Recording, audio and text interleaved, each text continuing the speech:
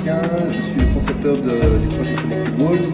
Alors pour ceux qui ne connaissent pas le projet, en gros c'est un projet de web documentaire qu'on a lancé il y a 3 ans pour les 25 ans de la chute du mur de Berlin. Moi je suis à la base réalisateur de documentaires et après avoir réalisé un documentaire le long de la frontière entre les États-Unis et le Mexique, je me suis rendu compte qu'il y avait beaucoup de préjugés qui existaient d'un côté et de l'autre du mur et que le mur en fait était vraiment un frein à la communication et donc au développement de peur, de haine entre les différentes populations. En tant qu'Européens, je dis la majorité des jeunes aujourd'hui qui sont un peu curieux peuvent se déplacer, tu vas en Allemagne, tu vas en Hollande, tu vas en Espagne.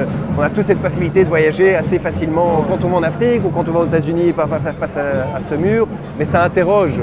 Pourquoi est-ce que certaines personnes issues d'une certaine société peuvent se déplacer comme elles veulent et d'autres qui n'ont pas la possibilité de sortir de leur pays. Donc c'est à partir de là qu'on a décidé de lancer un projet de web documentaire qui ciblait en temps réel 2 frontières murales qui sont la frontière entre les États-Unis et le Mexique et la frontière entre Ceuta et le Maroc.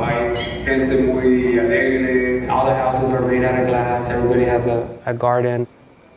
And you just see this really fancy looking bluish glass.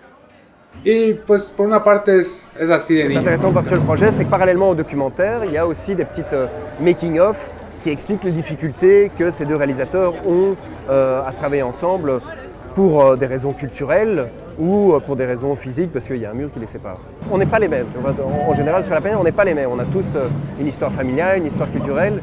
Et donc, le principe, c'est d'essayer de surpasser ces murs invisibles qui nous séparent à travers l'écoute, à travers la tolérance, à travers des outils, des pistes de dialogue pour essayer de mieux se comprendre, quoi. Mais en gros, c'était fournir justement un outil pour dire qu'aujourd'hui, il y a notamment des murs virtuels, des murs invisibles qui nous séparent, mais on peut les transgresser grâce à Internet. Je pense que c'est juste une fenêtre qu'on a ouverte en disant voilà, il y a des outils qui existent aujourd'hui, il y a des histoires qui peuvent rentrer en résonance malgré qu'elles se passent à des milliers de kilomètres l'une de l'autre.